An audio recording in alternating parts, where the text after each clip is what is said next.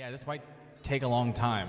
This might take up. This might be the whole good, episode. Yeah. Yeah, this might be the whole episode. Truly. Hello and welcome back to the Nuanced AF podcast. I'm Juan. I'm Lex. And we are two highly empathetic people who are always trying to find the nuance in everything because everything is nuanced AF. Let's address a little bit of the elephant in the room there. So it's kind of simple. We were going back and forth between sensitive AF and nuanced AF as like podcast names, and after doing a couple episodes, we were like, we think nuanced AF fits a little bit better, and that's that. Yeah, that's pretty much it. Yeah, I don't know if you want to add anything to that, or but I feel like that's kind of I feel like it just fit. Nuanced AF fit a bit more than sensitive AF. For me, nuance is like one of my favorite words because like I truly believe it. Everything is nuanced. Like there are two truths that could seem incompatible and like but they still coexist. Yeah. And I don't know, just the complexity of that is it's interesting. Sometimes very interesting. Yeah. It's an interesting dichotomy. And that's what we look to explore. We need to look to find those nuances. So, and I think we have a great first topic to talk about. This is, especially with the name change. Yeah, this might take a long time. This might take up. This might be the whole episode. Yeah. Yeah, this might be the whole episode. Truly. So, it's funny because like it's a little bit. We didn't set out to basically react to other people's podcasts, but like we started off with Ned and his, and now I believe is the name of his podcast the Jay Shetty podcast? I know he's the host. I think so. Yeah, I think that's he had Emma Watson on to talk about pretty much everything that's she hasn't really talked about much lately. She kind of went dark for a little while there. Yeah, like didn't really do any interviews, didn't really say much of anything about anything. So I think that this is like her kind of just like broaching that topic. Yeah. I'll just get this out of the way. Emma Watson is my number one celebrity crush. So, and when I was listening to this, man, it just made me fall in love with her even more. Her accent gets me. Oh. But anyway, enough about me. Emma Watson's accent is really nice. Yeah, Emma Watson's just a great human.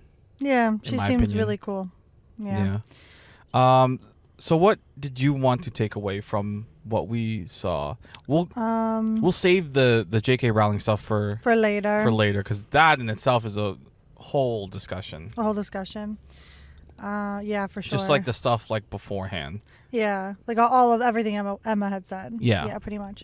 I have a quote that I really like. Yeah. I think like this kind of like sums up a lot of what she said, but also just like generally, I wholeheartedly like agree with this sentiment. But she had said that, and I quote, "I guess where I've landed is it's not so much what I say or what I believe, it's how we say it." Yes. Yeah, I remember this. Yep. And she said, "I just see this world right now where we seem to be giving permission to this throwing out of people or that people are disposable, but I will always think that's wrong."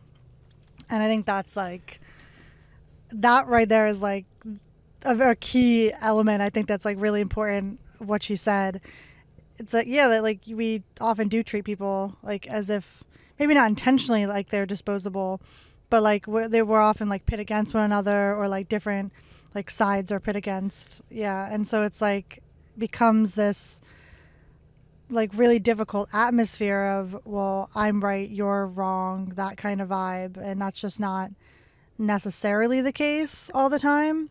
Because like ultimately, like she does go on later to say that like you should just treat people with like dignity and respect, like regardless of that, even if you disagree. And I know that's a hard line to walk in and of itself, but I don't know. I just think that's an important thing. Yeah, I pretty much wholeheartedly agree with specifically what you said in that quote, because this is kind of what I was talking about.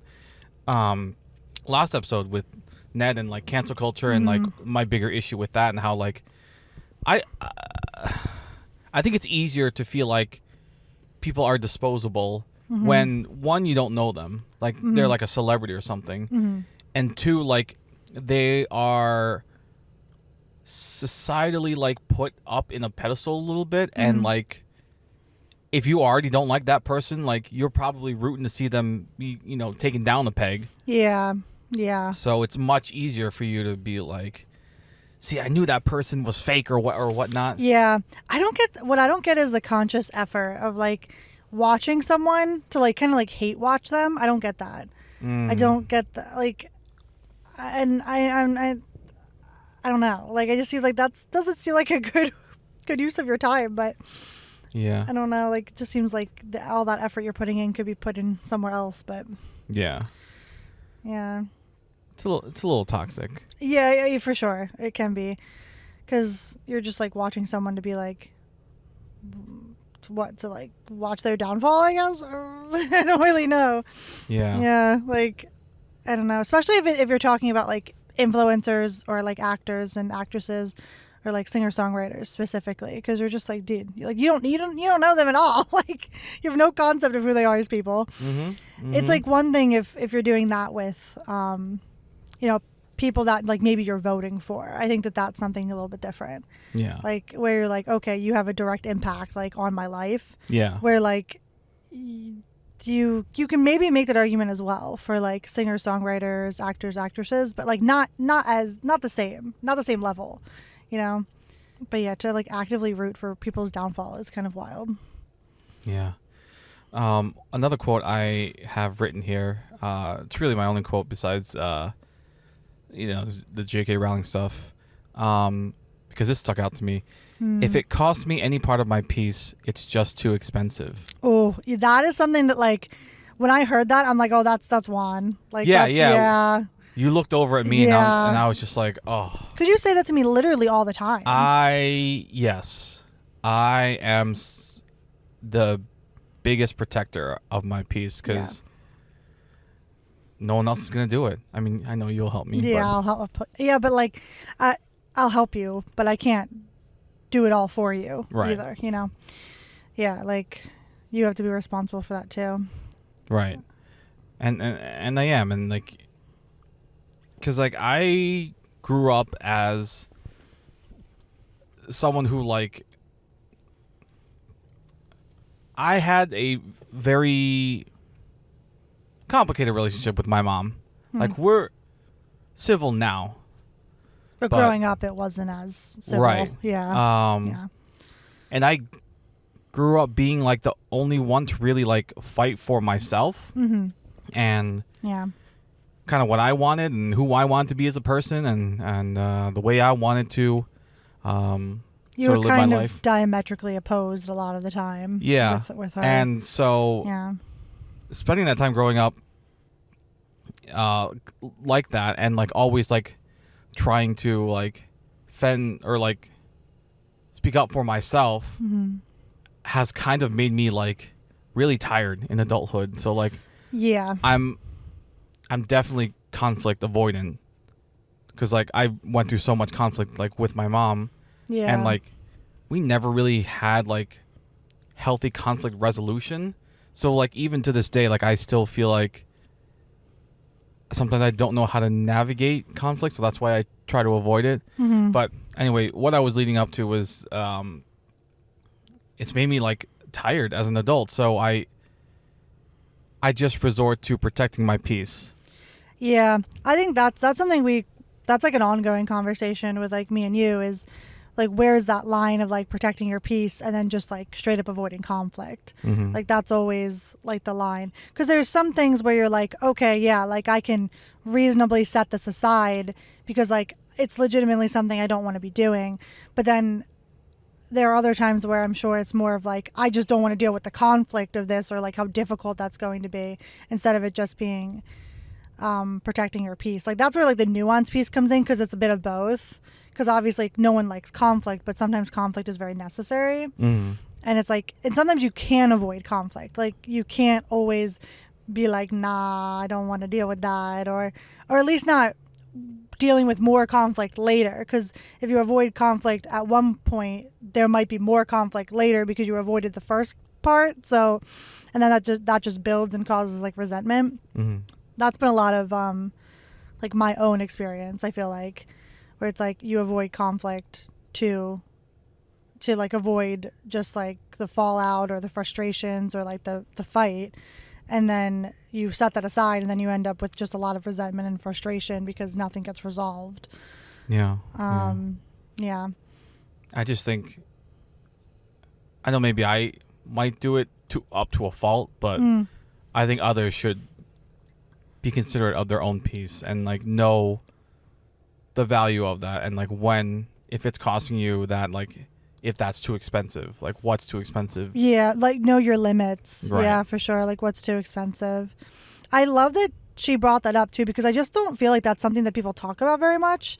That like some things like aren't worth it personally anymore. Like even if you put in a lot of effort into something, like at one point, that doesn't mean like a year or two, or even a few months down the line that you're ultimately like, no, I don't want to do this anymore. I feel like that can happen for like anything, like relationships, jobs, like, just anything. You could just be like, oh, this isn't for me. And you just chalk it up to a learning experience. Yeah. Something that's all you can do. Yeah. Yeah, for sure. That was really the only quote I had written down because that's the one that stuck out most to me. Mm-hmm. The whole 2 hours and like 30 minutes It was a long the podcast is like every second of it is worth watching for sure. Yeah, it's definitely worth watching. So I really liked it a lot. Although I will say this, I have been thinking about that one comment a few.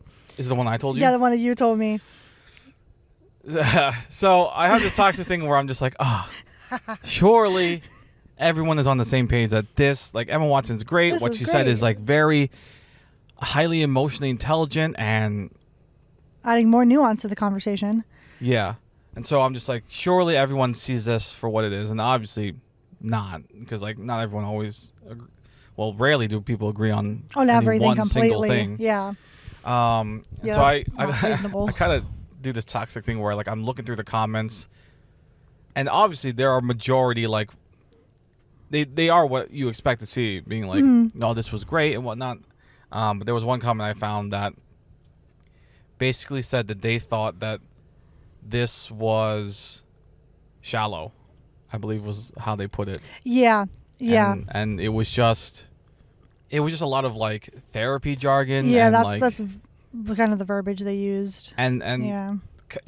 I wish I had saved it, but I didn't, and I don't want to look for it now. But Yeah, that is like, I think that's an interesting conversation in its own way too, because it's like obviously not everyone's gonna love like the same things that you love, but I just wish that like I could pick that person's brain and be like, okay, well, what about this specifically like did you not like? oh, I do remember one part of it was they said that this isn't relatable to people if you're not rich and have all this time on your hands That's an interesting, to like reflect on this stuff. Yeah, that's interesting because like that's like, well, kind of segues a little bit, right? Yes. Into J.K. Rowling stuff, Yes. but beyond that, like I do think that that is like to an extent like a valid criticism, because like if you aren't in a place where you are able to unpack things like emotionally, I think that like it's not accessible, like that doesn't like that doesn't reach, this isn't going to reach everyone, but it's also not necessarily meant to. I feel like I don't know, that's where things get a little bit dicey for me, because it's like this isn't necessarily for everybody to experience, like the podcast itself, like you're not going to necessarily agree with everything, like it would be nice, sure, like if everyone could get to a point in their lives where like they're able to unpack all of their stuff and like reach a higher level of like existentialism or whatever you want to call it. But I feel like that just isn't reasonable for everybody. So I get what that person's talking about, where it's like this isn't attainable or achievable for people who haven't, don't have the level of like prestige or wealth or Yeah, you don't education. have the luxury of time. Yeah. To be able to be thinking about that. You're like on survival mode, living paycheck to paycheck. Trust me, we know. Yeah, we know. We are and aware. maybe you're not in an environment where that stuff is cultivated. Maybe the people that you're surrounded with, like maybe you don't have a good support system. Because it is an uphill battle most of the time. Because it's like no one starts at a perfect place. Right. Yeah. And you often have to like literally like pull your way up the hill kind of vibe. Like, and some of it is like time, and some of it is education, and some of it is also just, are you even interested? Because like I think it's valid to say that some people just straight up aren't interested in being better people sometimes. Yeah. So it's like, some people don't. That's not on their 2025 bingo card. Like, and so it's like I feel like it depends on who you are as a person, and do you want to grow, and do you see that as valuable, and I think that's maybe why we resonate with it, because we do kind of seek that out. We seek out like education or just like similar experiences. Like we seek out emotional intelligence. Yeah, for sure. I know, but I do really think that comment is interesting, because it wasn't just a place of like hatefulness. It wasn't like, oh, I hate Emma Watson because I hate her. Like, it wasn't like that. Yeah. Like, it was like, oh, like I have some valid criticism, and I think valid criticism should always be. I'll say that comment wasn't outright rude. Yeah. But it was kind of just like, hey, I wanted this to be something. It wasn't that, and it didn't resonate with me. And I think that what I have to say is has some valid points. So yeah, again, nuanced. Yeah, very nuanced. I think attempted to be constructive. Yeah, maybe not like the best framework, but I see the effort. Yeah. Yeah. Acknowledging the effort is definitely one part of it. Yeah, for sure. Like, I'm always there for like constructive criticism, or like I think we can tell if there was no effort. Maybe. Yeah, well, no effort is like, I hate your face because I hate your face. Like, that's no effort. That's like, okay, well, thanks, I guess. Like, what's the point of even making that comment? Just to be like rude? I don't know. Like, where like that comment actually had like some, like, it maybe is a bit of like, if I'm unpacking that a bit, like maybe projection on the person who wrote its part, being like, oh, I'm not in a place, therefore I can't enjoy it. So perhaps that's it. But also, yeah, like valid. Like, if you're not in a place where you can enjoy this, like, I get it. I thoroughly enjoyed it. I thought it was a great podcast. Yeah. Another thing about that comment that I think they, or maybe I'm blending in like other criticisms I've seen online. I think maybe some people wanted the host to be more like, I don't know, like interviewy, like kind of pushing, like hard hitting, I guess. Oh, like hard hitting journalism. More like gosh, Barbara Walters. Okay, there we go. okay. Jesus Christ. I was thinking that, but I was just like, oh no, it'll be stupid if I'm wrong. And that's not at all who you were thinking of. I was trying to think of her last name. I was like, Barbara. I was like, I know her. If you said Barbara, I would have. Yeah, I would have finished it. I was like, Barbara Walters. Like, she is very known for being like a little bit more like pointy with her questions, and more like jabby, and I think they wanted the harder some hitting. People want like the I get scoop, that. the tea. I think I get the wanting of tea for sure.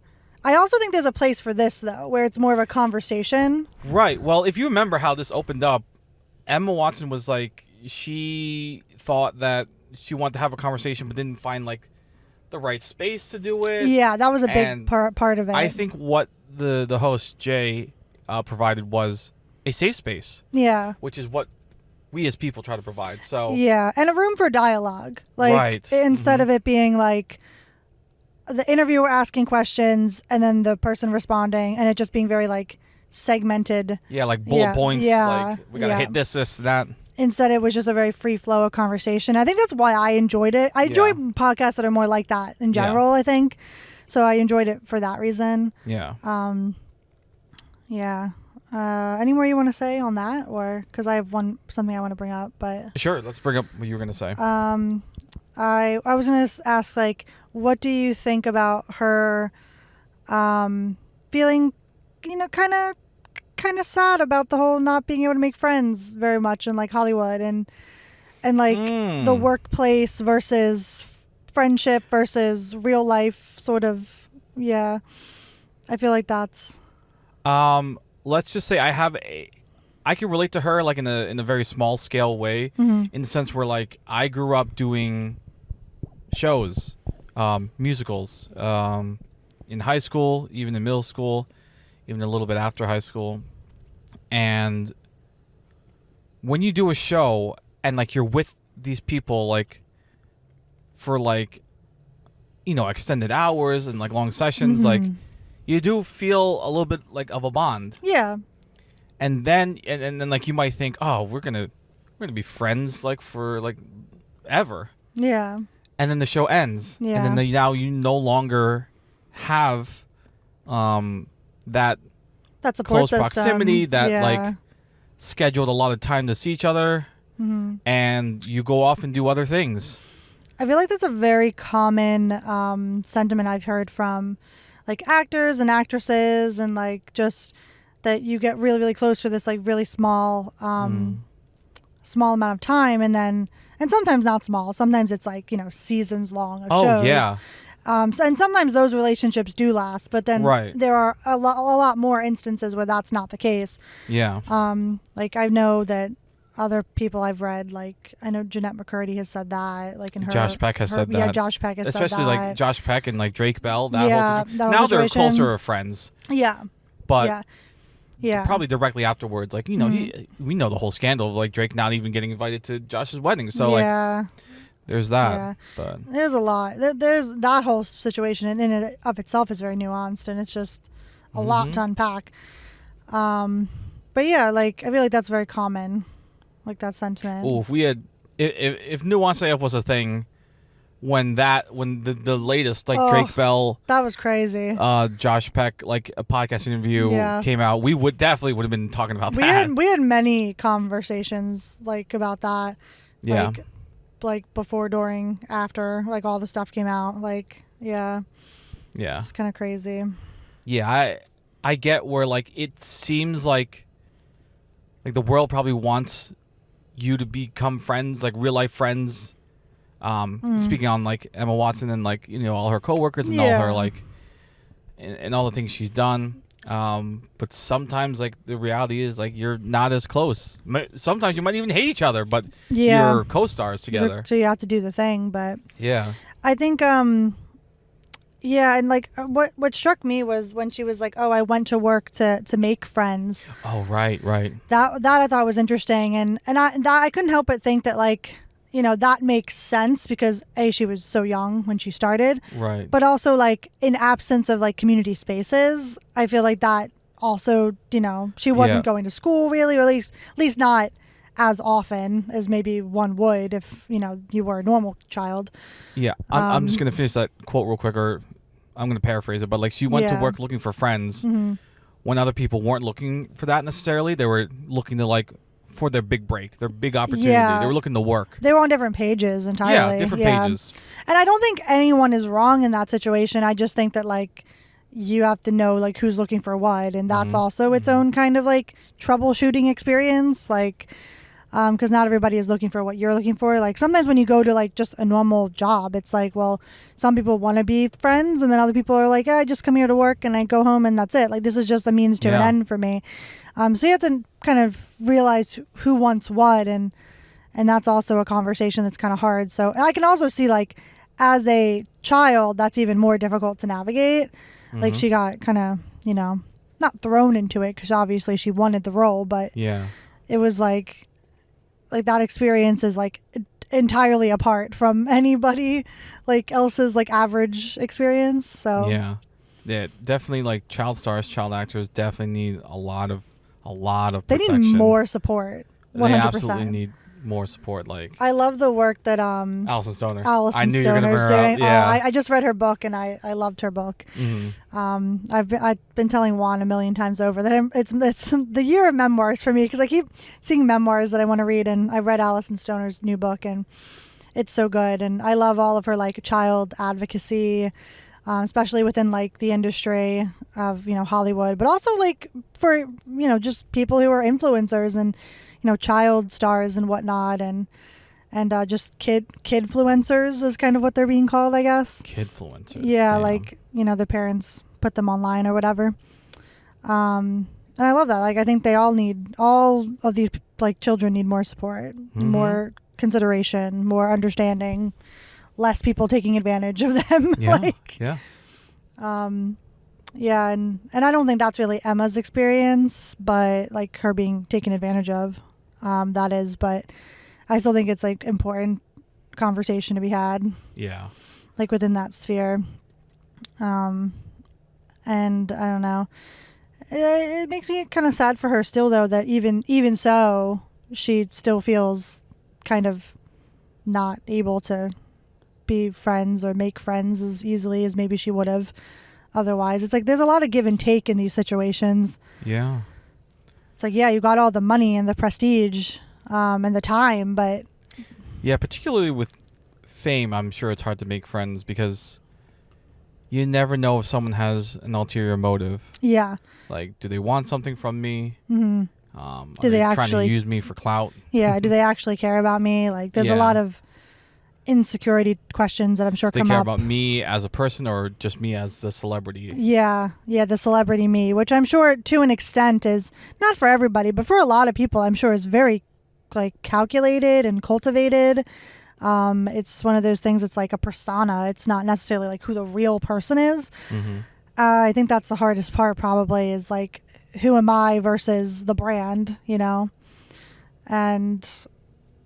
then she even talks about that a little bit, like who Emma Watson was versus like Emma the person was kind of like different. Yeah. Because like the Emma Watson, like the brand, was very much like, oh, I need to be positive and upbeat, and I feel like a lot of people who don't possess that like higher level of emotional intelligence may think, oh, they're just putting on like a persona, and like once the cameras are off, they're different people, and that makes them fake. When it's like, no, everyone like shows different sides to different people, different scenarios. Yeah, not everybody can be themselves 100% of the time. Yeah, and fame is such a tricky thing to try to navigate too. Yeah, especially when you're young. Yeah, or at least I can imagine. I'm just a Joe Schmo over here. So yeah, it's more of like we can like sympathize with like the struggles. Yeah, it's one of those kind of situations. But there has not been, like, at least in terms of like the memoirs that I've read, any actor or actress specifically that has ever said that that wasn't something they struggled with, like the difference of my persona versus who I really am. And I think that is something that I'm glad that they're talking about more now, especially like the kid actors and actresses like we grew up watching, like Jeanette McCurdy, Alison Stoner. Even going back, freaking Macaulay Culkin. Yeah, Macaulay Culkin, like for sure. Brenda Song, like, yeah, like, it's just like, come on, like I'm happy that they feel that they are in a place, but also society is in a place in which they will accept this information, maybe more like readily than they would have otherwise. Because I feel like part of this is that maybe they didn't feel ready or able. And I'm sure like Emma Watson feels the same way, like that people weren't ready or able to accept this information. Because again, I feel like when you're under scrutiny of like thousands of people, millions of people potentially, like you tend to feel like you're being put in the box, and like pressure. To try to get out of that box or reinvent yourself is hard, scary. Yeah. Because like you don't know if people don't accept you, that could be your livelihood. Yeah. You're messing with. So yeah, your livelihood, your reputation, reputation, yeah. And that all kind of bleeds into each other. So that's hard.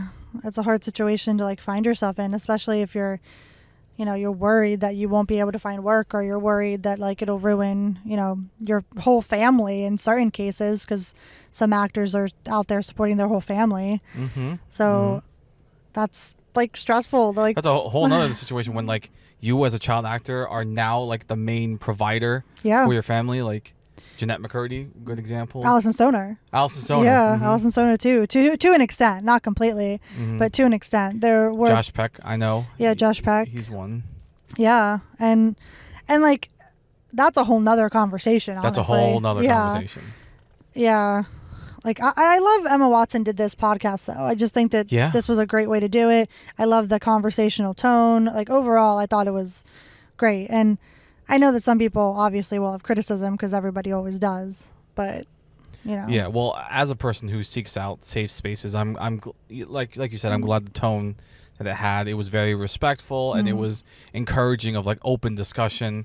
And I don't know. That's what I gravitate towards. Yeah, even like the like since we watched a bit of it, like visually they seemed very comfortable. Yeah. Like they were both like sitting on comfy chairs, and they were also like, I'm sure they've met each other before. Yeah. And they were all like, they weren't like, rim rod straight like posture. Like they were kind of relaxed, and they were kind of like just like their feet were up on the chairs and kind of vibe. Like it was just like comfy. It wasn't like, oh, this is a really rigid, strict interview and we're going to have to really ask you hard-hitting questions. It wasn't uncomfortable for the viewer to watch, because it didn't look like they were uncomfortable being interviewed. Yeah. Like she wasn't uncomfortable and he wasn't uncomfortable asking the questions. And sometimes like harder hitting stuff is, while necessary, does often come off as like that people don't want to be there.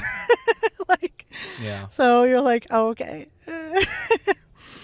That's uncomfortable. Yeah. And this didn't feel that way. No, not at all. It felt open. Yeah, felt open. Sure. It just felt like an open dialogue. Yeah. Like that she could kind of say anything she wanted, and it would have been. And I think that's like the best place for communication to happen. Mm-hmm. Yeah, because you're going to get the most honest answers, I feel like. Yeah. You're not going to get a guarded answer. You're not going to get a defensive one. You're not going to get like they're omitting information, at least not as much. And like it's going to be like just an easier conversation overall, like for everybody. Yeah. And speaking of making things easy when it comes to harder questions, you think it's time? Yeah. All right. We are going to talk about the J.K. Rowling segment of the podcast after we take a break. Don't go anywhere. Hey friends, hope you're enjoying this episode. This is normally where an ad would be, but you're in luck. It's just little old me. So I guess this episode is sponsored by us. In case this is your first time here, welcome. We started this podcast because we wanted to eventually do this full time and have this support us. But for right now, we're actually trying to fund our wedding. Lex and I have been together for 10 years now and engaged for a couple years. And with expenses unfortunately showing no signs of dropping, it's safe to say that weddings are costly, to say the least. So if you like what we're doing and want to support us, you can subscribe to our Patreon, you can buy us a coffee, or you can simply share and subscribe to the YouTube channel. Thank you so much in advance, and enjoy the rest of the episode. Alrighty, welcome back. The moment is here, the moment we've all been waiting for. Let's discuss the whole J.K. Rowling versus Emma Watson situation. So here's what Emma said. I have her direct quote, the most important quotes written down that she said. So she was asked about, she wasn't really asked about she was asked about her directly. Just really the situation and like how do you view. Yeah, like where is she at now, basically. Yeah, so, pretty much. She said, I really don't believe that by having had that experience and holding the love and support and views that I have mean that I can't and don't treasure Joe and the person that I had personal experiences with. I will never believe that one negates the other, and that my experience of that person I don't get to keep and cherish. I just don't think these things are either or. I hope people who don't agree with my opinion will love me, and I hope I can keep loving people who I don't necessarily share the same opinion with. I just don't want to say anything that continues to weaponize a really toxic debate and conversation. It is why I don't comment or continue to comment, not because I don't care about her or about the issue, but because the way the conversation is being had feels very painful to me. Mm-hmm. So, anything you want to touch on just on what Emma said first? I think that like she has. I love a lot of what she said here, where it's like you can still care about someone and like the experiences you had with them, but still not agree with them in like some capacity. I just think that's like, I mean, very nuanced, but also Very nuanced. Yeah, very nuanced. But also just like a pretty normal experience, and also not like it's kind of what a lot of people have done with Harry Potter, like generally, like been like, okay, we can love the art, but not necessarily the person who created it. I think that's sometimes what you have to do with art and artists, because the person who created something you love may not always be like the best person, or you might not always agree with what they're doing. So it's like, I feel like in a broader capacity, that's something you have to do anyway. But specifically, like sticking to Emma Watson, I just really like and agree with basically everything she said here. It's hard to not not agree with a podcast of this name. Yeah. But I think that's also like a hard take to have, because not everybody's going to understand it. Yeah, no. Some people are going to be like so ready to just cut anyone off. Like, like we were talking about in the beginning a little bit, how like some people do think others are very disposable. Yeah. And like that again is a really hard conversation to have, right? Because like that falls into like, well, if you quote unquote like cut someone off or whatever, but then like, is that protecting your peace? Like it opens the door to a lot of things that like that those are all very personal things too. It's one of those, like, you can't decide for any one individual like what they're going to do for like anybody else. Like you have to make those decisions yourself. And this just so happens to be the decision that Emma Watson made for herself. And if that's her take, then that's her take. Like, take it as you will, and it is what it is. But yeah, I don't know. What do you think? it's hard. It's tricky. It's dicey. Yeah, it's all very dicey. This situation, because I'm sure we all know someone in our life where like we love them for one reason or another, but we don't agree with their views. Yeah, I think everyone has someone like that, or many someone. And that's where like you're kind of tested of like, do you cut them off? Do you try to keep them in your lives? And I feel like that's I don't know. Like I try not to judge other people's like decisions on that, because it's personal. because it's personal. It's a personal it's up to you. In the context of, I guess, like art and stuff. Let's stick with Harry Potter. Like, if you don't support Harry Potter anymore because of J.K. Rowling, that's your decision, and I'll respect that. That's understandable. That's understandable. Yeah, and like, yeah. We get it. We get it. Yeah. And I would just hope that, like, because I still tend to like at least enjoy the movies. I'll probably check out the TV series just to see. Yeah. Like that, I would hope people understand that is not me. That does not equal me being on J.K. Rowling's side. That does not me, supporting her views. That is just, me enjoying the world that she created. Yeah. And like, I don't really love much of what J.K. Rowling has said as of late. Especially when it comes to like trans people. I think that's none of that's really good. But she's also allowed to have her opinion. Like, I don't agree with her opinion, but she's allowed to have her opinion. Like, even if it's like, terrible and kind of disruptive and just kind of upsetting generally to many people. Like, yeah, let's I think that's a good transition. Let's talk about what J.K. Rowling said I will read the full response on Twitter. This is where she posted it. She said, I'm seeing quite a bit of comment about this, so I want to make a couple points. This being the whole Emma the Watson podcast, her podcast. I'm not owed eternal agreement from any actor who once played a character I created. This idea is as ludicrous as me checking with the boss I had when I was 21 for what options I should hold these days. Emma Watson and her co-stars have every right to embrace gender identity ideology. Such beliefs are legally protected, and I wouldn't want to see any of them threatened with loss of work or violence or death because of them. However, Emma and Dan in particular have both made it clear over the past few days or the past few years that they think our former professional association gives them a particular right, nay, obligation, to critique me and my views in public. Years after they finished acting in Harry Potter, they continue to assume the role of de facto spokespeople for the world I created. When you've known people since they were 10 years old, it's hard to shake a certain protectiveness. Until quite recently, I hadn't managed to throw off the memory of the children who needed to be gently coaxed through their dialogue in a big scary film studio. From the past few years, I've repeatedly declined invitations from journalists to comment on Emma specifically, most notably on the witch trials of J.K. Rowling. Ironically, I told the producers that I didn't want to be hounded as a result of anything I said. The television presenter in the attached clip highlights Emma's all witches speech, and in truth, that was a turning point for me.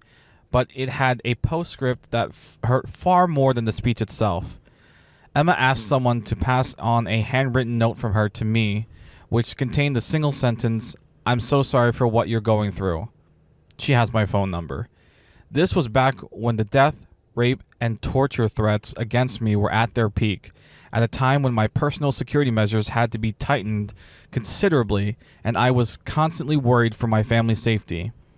Emma had just publicly poured more petrol on the flames, yet thought a one-line expression of her concern would reassure me of her fundamental sympathy and kindness. Like other people who've never experienced adult life uncushioned by wealth and fame, Emma has so little experience of real life, she's ignorant of how ignorant she is. She'll never need a homeless shelter. She's never going to be placed on a mixed-sex public hospital ward. I'd be astonished if she's in a high street changing room since childhood. Her public bathroom is a single occupancy and comes with a security man standing guard outside the door. Has she had to strip off in a newly mixed-sex changing room at a council-run swimming pool? Is she ever likely to need a state-run rape crisis center that refuses to guarantee an all-female service?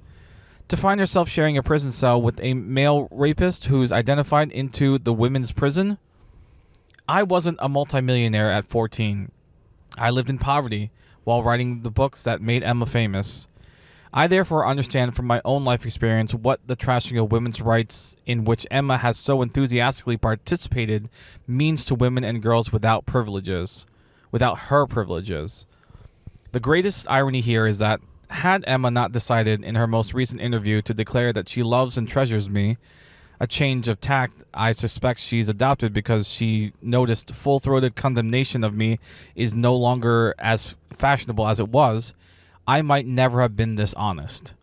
Adults can't expect to cozy up to an activist movement that regularly calls for a friend's assassination, then assert their right to the former friend's love as though the friend was in fact their mother. Emma is rightly free to disagree with me and indeed to discuss her feelings about me in public, but I have that same right, and I've finally decided to exercise it. God damn, that's a lot. It is a lot. It's a lot to break down. Yeah, it's a lot. I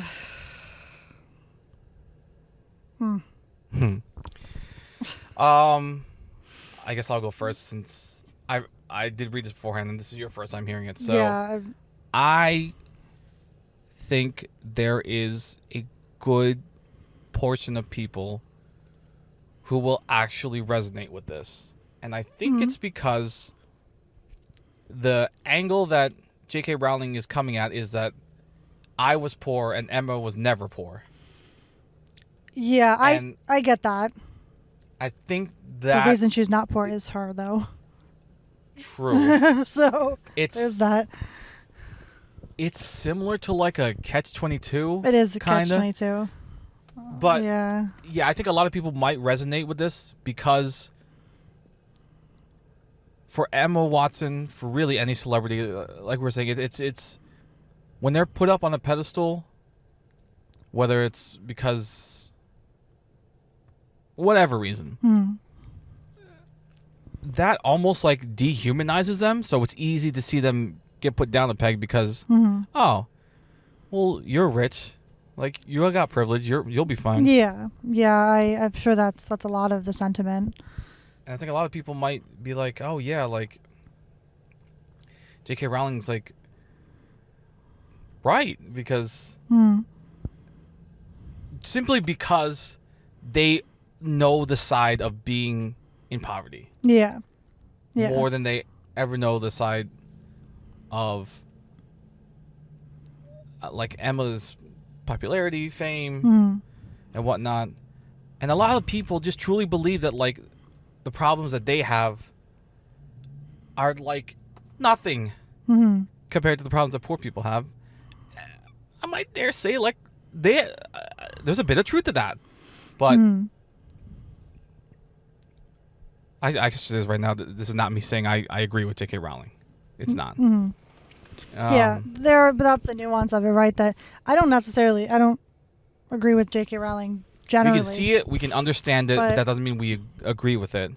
Yeah, like I do think that a lot of what she said here, will resonate with people, because she's really playing the whole like, oh, I was poor once kind of thing, and I went through struggles, and like that's more or less true from what I understand of J.K. Rowling, that she has gone through struggles and things. But I also think it's weird to condemn like Emma Watson for being like out of touch when like you were the very person that made her in a lot of ways out of touch, because she was the one who made Harry Potter. And that's what's interesting is like that very same point she's using for her argument. Yeah. When it's kind of a double-edged sword there. It is a bit of a double-edged sword, and it's like she's not entirely like I get what she's saying, because it's like like kind of what that commenter was saying about Emma Watson, that like like this is kind of inaccessible to like the average person, because her wealth, status, fame, all that. Same thing, but also like like Emma Watson can think these things and have time to think these things and be like a better person or a more self-actualized person, because it's like she has like the time, space, and energy and money. So I don't know, that's a hard one, because I don't like I don't know, like I just don't know how to feel about that right now, like it's like a lot to like process, and that was a very, very long message. Maybe let's go back and like maybe break down certain parts of it. All right, I guess we'll just start with this paragraph. Like other people who've never experienced adult life uncushioned by fame and wealth, Emma has so little experience of real life, she's ignorant of how ignorant she is. She'll never need a homeless shelter. She's never going to be placed in a mixed-sex public hospital ward. I'd be astounded if she's been in a high street changing room since childhood. Her public bathroom is a single occupancy that comes with a security man standing outside the door. That line right there, I think, is referencing.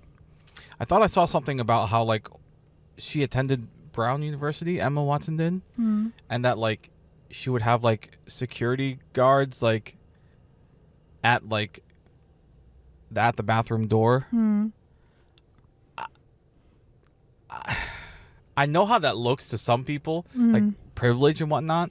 Well, there's no way around it. It is privilege, obviously. Yeah. Yes, it is privilege. Yeah, but it's like I don't think it's only privilege. I don't think it's only privilege. I also think it's not only privilege. It's not Emma Watson being like, oh, I deserve this necessarily. It's more like this is a part of the way thing like someone may be potentially stalking her. Somebody may be like these are all like very real, like I mean, because to throw back a little bit, but there was a whole countdown for Emma Watson's 18th birthday. Anybody remember that? Like, I'd only heard about this. yeah, like the countdown for remember like her literally turning 18, and then they did like an upskirt shot. Like, Oh yes, yeah, this was that. Okay, yeah. yeah. So to some extent, like that's, I'm sure, very much imprinted on her brain, like like that problem right there, that issue. That's again whole separate issue, but potentially necessary, like her needing some level of security. And even J.K. Rowling said that she needed to tighten up security at one point with the whole, like, you know, quote unquote witch hunt. So like, you need security too, Joe. Like, you know, like, I think something I can actually like agree with her on, and that, like, dare I say, this is something we may all agree on, is that you shouldn't be like physically threatened for your opinion. No, I don't think you should be physically threatened for your opinion. Like, I think that like that's just taking Like it death to threats and whatnot. It's just like that's taking it to an uncomfortable level. way too far. Yeah, it's like way too far. And it's like, yeah, it's like you can have healthy disagreement, you know what I mean? And I know that does tread the line of when you are infringing upon others' rights, that may not be enough for some people, like to just like have a healthy disagreement and, like, you know, walk away from the situation. But and that's again, like, that's hard. That's a hard place to be. Like, this whole anything with J.K. Rowling is always hard, because it's like on one hand you don't agree with her, but on the other hand you're like, I can kind of see where you're coming from. But then on the other hand you're like, but you say such terrible things sometimes, and you're like, what is going on? Yeah. It's like, I'll defend your right to have an opinion, even if I don't agree with that opinion. Yeah. I think it was you who told me this quote, and it's resonated with me since I've heard it. It's like, just because I don't want you to eat at my table doesn't mean I don't want you to eat. Yeah. That's a quote I've heard many times with many things. I don't even remember the first place I've heard it before. But yeah, it's like, yeah, that's just the idea of it. It's like, just because I don't want you at my table doesn't mean I don't want you to eat. Like, I still recognize, like, you're a human and you deserve, you know, to have food and have shelter and have, like, you know, your basic needs met. Like, you know, I still have compassion for you as a person.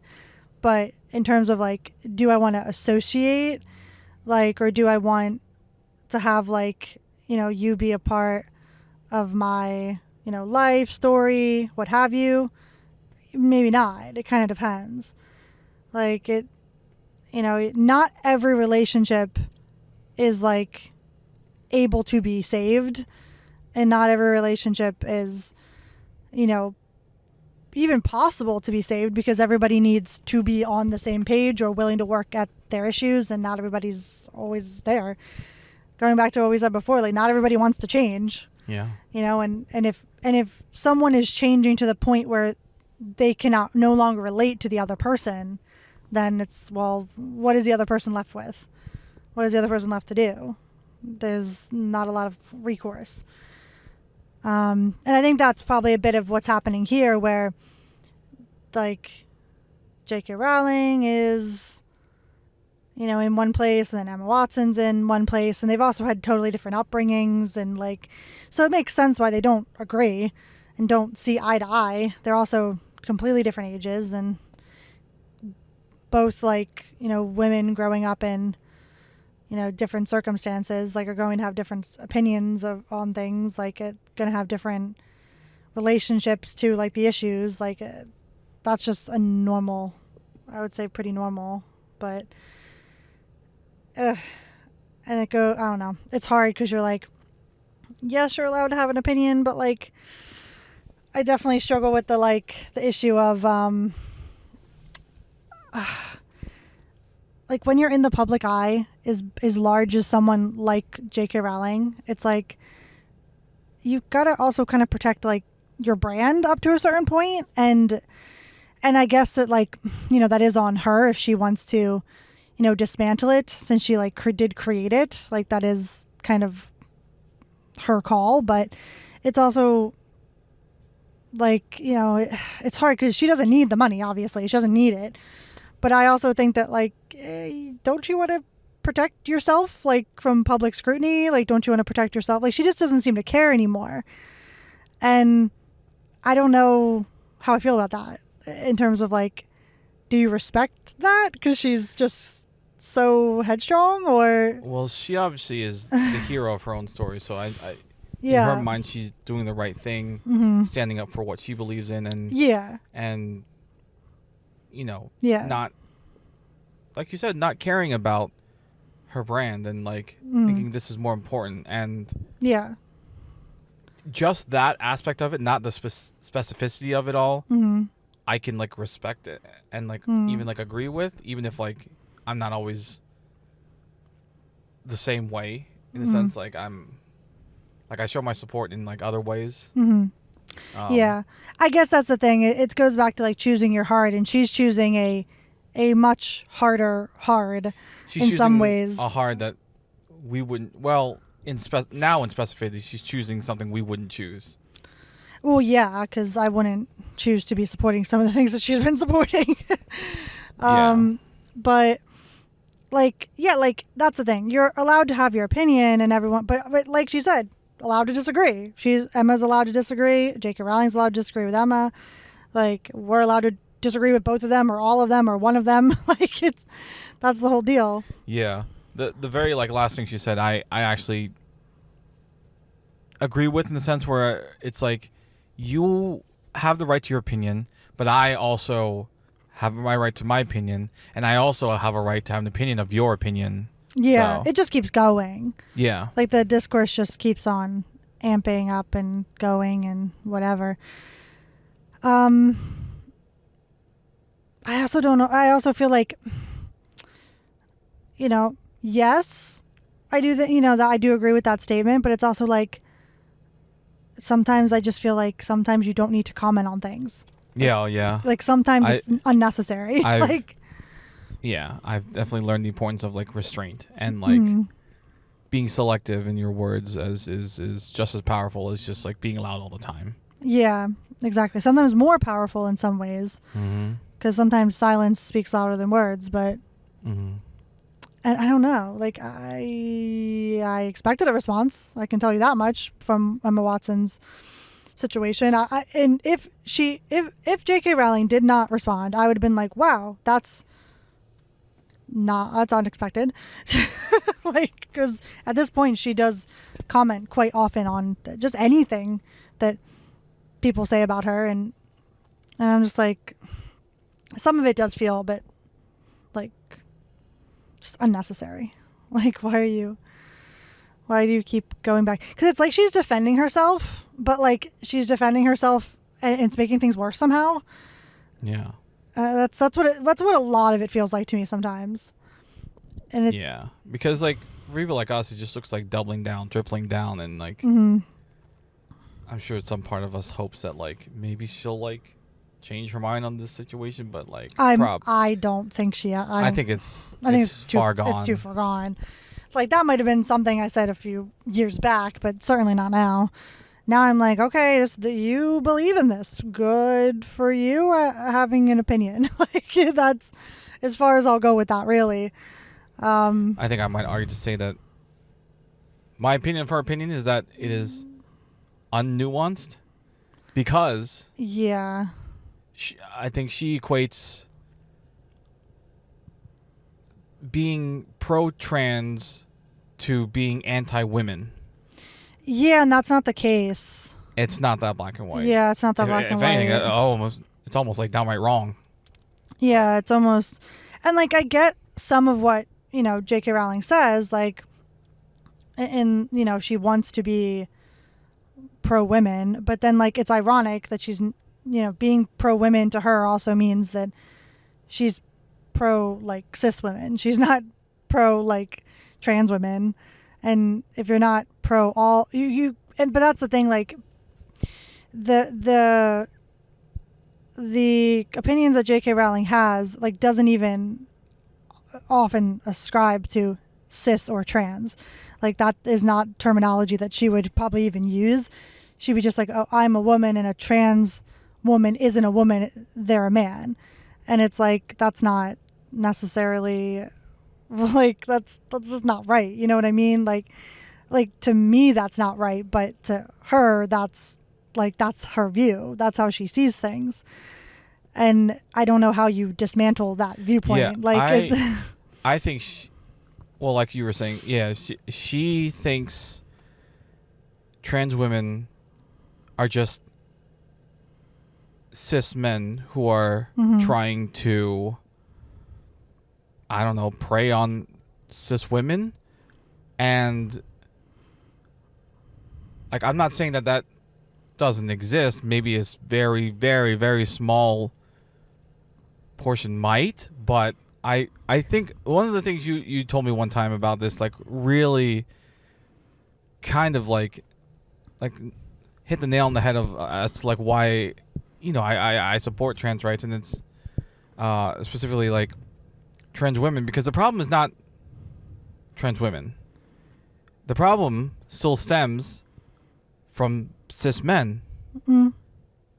And they just don't see that that's the common denominator here. Like, well, yeah, because if a cis man wanted to just walk into a women's restroom and like make some trouble, yeah, nothing's stopping him. Nothing's really stopping. Men have the audacity. That's the thing. Like, that's just like, men will do, if they're going to do something that they shouldn't be doing, they probably will just do it anyway. Like, it's not like the stuff with all the trans issues with J.K. Rowling is just not black and white, and she's painting it as if it's just a women's issue, like just a cis women's issue, and it's like, well, you're not thinking about the other side at all here. Like, you're just thinking about what you want, and it's like totally negating the fact that there is this like in between of like, you know, persons, right? Whether it's trans people or like non-binary people, and like I think that's a lot of that is stuff that she doesn't even either doesn't think about or doesn't even want to think about or doesn't agree with, and I'm just like, there's this whole other side like you're not even considering, and I just don't know how you look at an argument and then you're like, oh yeah, I'm just gonna like not think about those people. Like, I don't know, that makes me uncomfortable. That it's like, yeah, cis women are important, but so are trans women. Like, so are non-binary people. They're all important. Like, I don't know. The whole thing just makes me incredibly uncomfortable. Like, and there's just no, like, J.K. Rowling is just like, every time I see like she says something, I'm just like, what are you talking about now? Like, and so the stuff with Emma Watson is not surprising, but it's just, yeah, it's a lot. I wanted to talk about, what did you think about like when she says here, Emma asked someone to pass on a handwritten note from her to me, which contained a single sentence, "I'm so sorry for what you're going through." Like that part. I feel like that's a, She then goes on to say that she thought that Emma thought a one-line expression of her concern would reassure her of her fundamental sympathy and kindness, which obviously has not. Well, obviously, by her saying that, it has not.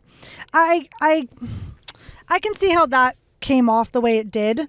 Like her saying that, like, oh, I support all witches or whatever. Like, that whole thing was like a very pointed remark.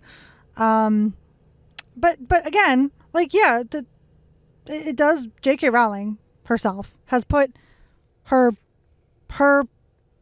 stars, essentially, you know, the Harry Potter cast, in a weird position of, well, now do we agree with the woman that has made us like famous, or do we speak out on what she has said? And like, yeah, like everyone is allowed to have their opinion, and this is a weird situation because literally J.K. Rowling says this stuff and then she'll say like, oh, well, everyone's allowed to have an opinion on an opinion on an opinion. So it's like she's kind of like negating what she's saying anyway. But I don't know. I feel like I get why J.K. Rowling maybe felt the way that she did about that, but also like this whole thing was started by you. The whole thing was started by you. You kind of put Emma Watson and Daniel Radcliffe and Rupert Grint like in a weird position, and like they've all dealt with it differently, obviously, and all have their separate thoughts, feelings, and whatever about it. But yeah, ultimately, yeah, like they are forever tied to this series, whether you like it or not. And extension, you like J.K. Rowling, like by extension, like just forever. So I get Emma Watson speaking out on the matter, and I get that she also probably has like sympathy to some level to what J.K. Rowling's going through. Like, yeah, I also get her speaking out on the matter because I'm sure at the time when like this was first coming out, a lot of like the LGBTQ plus community felt very hurt. Yeah. And were like probably looking up to like specifically the main three stars being like, well, do you support her message? Mm-hmm. And if you just fundamentally don't, I couldn't see myself not speaking out. Although I know that's hard because like I'm not in their shoes. Yeah. And there's also always going to be someone who doesn't like what you're saying. You know, right. There's always going to be someone who doesn't. Yeah, that's the hardest part, I think, sometimes about when there's like controversy or whatever. It's like there's always going to be someone who disagrees with you. There's always going to be someone who doesn't like what you're saying. And I don't know. That's hard because obviously this didn't make J.K. Rowling feel all warm and fuzzy or whatever because she wrote about it. But I also think it's like she could have done one of two things and been like, oh, taken it at face value and been like, oh, this was just like, you know, she had to say what she said. You know, she spoke out about her beliefs. And then kind of thing, but I don't know. I don't know if it's like more of the remark that like, oh, like how it was said. Going back to like what Emma Watson had said, like that it's more important to how you say something than necessarily what you're saying. I think both are important. Yeah, I think both are important too. I think both are necessary. Yeah, but I think how you say something, like the tone of it, and also like it is very important. And yeah, what you say is important too. Yeah. It's again hard. Like it's nuanced. Yeah, it's nuanced, and like there's never been a moment except like initially with like the J.K. Rowling stuff that I have been like I generally don't really support J.K. Rowling, but then like I don't feel like she should always have to worry for her safety, like things like that. Like I do feel for her in that way. I don't think that's okay. Like, but then it's like, well, trans people have to worry for their safety all the time, so it's hard. Like, and then some people will be like, oh, well, you've dug your own grave because you said the things. So I get that too. Like why did you say the things? I ultimately kind of think she should never have said anything at all. Like, that is kind of how I feel about it. Because you have to know that's a very divisive opinion to have. Yeah, and if you don't, I think you're not really thinking all that much about what you're saying. Yeah. Honestly, it's hard. It's such an... And I never know, like, how to feel about it. Like, ultimately, I'm just kind of like, I don't support your message to trans people. Like, it's not good. Like, I don't know. How do you feel? Well, yeah. Like I've stated before, I do not support J.K. Rowling's views on trans people. I think everyone deserves the chance to live their fullest, most authentic self. And yeah, to have an opinion like that's very divisive, literally like dividing people, telling one subsect of people that, you know, I don't support you, or I don't support, you know, who you are. Yeah. That should be reserved for people like Nazis, white supremacists, pedophiles, those that level of yeah. I think that it's okay she has an opinion. It's like, but you kind of should have kept it to yourself. Like, I don't know, like, or like kept it private, like amongst. Again, I'm sure people in she your thought life. in her mind she's justified because she's doing the right thing. Yeah, she thinks she's doing the right She thinks thing. she's doing the right thing. Yeah, but like she also is so fighty against like people that like have different opinions than her. Like That's true, and that goes against like her being like, "Oh, you're allowed to have your own opinion." like, but that's what she's saying. You're allowed to have an opinion on my opinion, right? Like, so she can have a whole bunch of opinions about other people's opinions, and it just goes on forever. And I just don't think it just doesn't seem productive to me, like at all. And it's like, yeah, you're allowed to have your opinion, but there comes a point where it's like, is your opinion like harmful? Like she would probably argue no, like it's not harmful. But then like, how can you say it's not harmful when it's like you're just completely disregarding a whole group of people? Like I just don't get it. Yeah. I just do not understand the logic behind it. And because I would never be like, oh yeah, like this extensive group of people that have this experience. I would never be like, no, you don't exist. Like I might not agree with you, but I'm not going to be like, oh, you don't exist. Like, you know what I mean? Like, ugh. So it's a lot. Like, it's just, I don't get it. Get it. It's like, I feel bad for all the trans people and all, like, just all the queer people in general, myself included, because, you know, I am queer. And so it's like, damn, you know, like you like Harry Potter. And you're like, well, what now? Like, you know, like how are you supposed to feel? Because the person that created something you really love is now like, you don't know if you can support them. Yeah. Like, that's hard. Yeah, and that's a tough decision to come to, and I'm not going to judge anyone for what they decide. Yeah. Yeah, like especially people who have like Harry Potter tattoos and stuff. It's like, oh God, that sucks. Like, because you're like, well, now do I get this removed? Like, yeah. You're like, well, what do I do now? Like, that's where like separating the art from the artist is important. Yeah. So we could definitely go on and on about this. We are running out a little bit of time. We're gonna take one more break real quick, and then when we come back, I did tease last week one particular TikTok, and then there's a continuation of like the weird ketchup combinations. I know this is not the best segue, but stick around.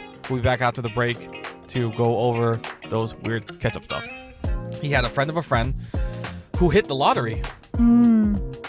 Got 5 out of the 6 numbers, and like the Powerball number, the 6th number was 17, and the ticket he had was 16, and so crazy. He had won like $1 million, but he could have won $1 billion. And like, this conversation is just fun where it's like, what would you do if you hit the lottery? All right, guys, welcome back. We are just about to wrap up the show. We have one more thing, and that is the part 2 of that everything I eat with ketchup, but it gets progressively worse TikTok. Are you ready for this? I don't know. Am I? We'll see. We shall see. The first part wasn't terrible, so I'm like, okay, maybe this won't be so bad. Here we go. Hi, my name's Sophia, and this is Everything I Eat with Ketchup, but it gets progressively worse as the slides commence, part 2. So for all of you that left lovely comments on my last video, I'm wearing this t-shirt just for you. I do love the t-shirt. For the haters, I'm wearing this t-shirt just for you too. For all of you that were shocked at my last video, I hope you're ready. Get your inhalers out, because this is going to send you over the edge. Okay. First of all, we have a Caesar salad. I thought this was normal. I know you normal? have Caesar sauce, but have you ever tried Caesar sauce with ketchup? Don't knock it till you try it. It is pretty good. So next up, we have risotto.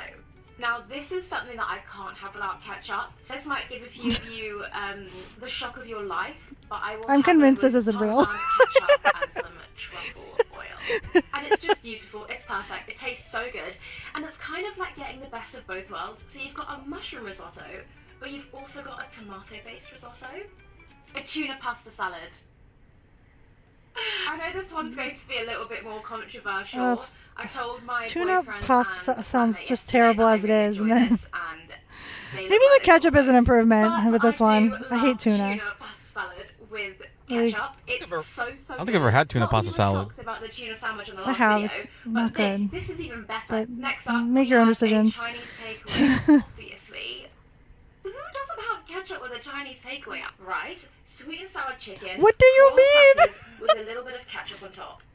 At least she's aware this is Finally, progressively this might worse. be the At least she's worst not. of the worst. I think this will shock the nation. I think I might get jail time for this next one. Oh my god. Hummus. Hummus Why and do you ketchup. need ketchup with It's so hummus? bad, but it's so good.